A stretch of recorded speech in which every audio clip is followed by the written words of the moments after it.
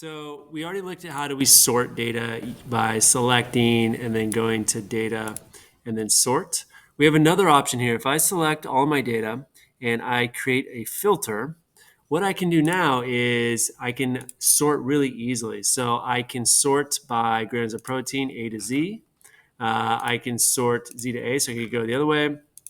I can sort my calories. I can sort my grams of sugar. I can also filter out values. So you can see here, I could get rid of certain of these if I wanted to. Um, I could also have a condition. So I could filter by, let's see, if it is less than 5. So if I go down and hit OK, now it has all of them that are less than 5. And again, it's giving me a shorter set of data that I can now look at and draw meaning from. And so I can get rid of those if I want to. I can make sure that those go away. Right, so if I click on none and I hit OK, all my values come back. So again, that's a really easy way for us to use Google Sheets. If I want to remove that filter, I can go data, remove filter. Now it's gone.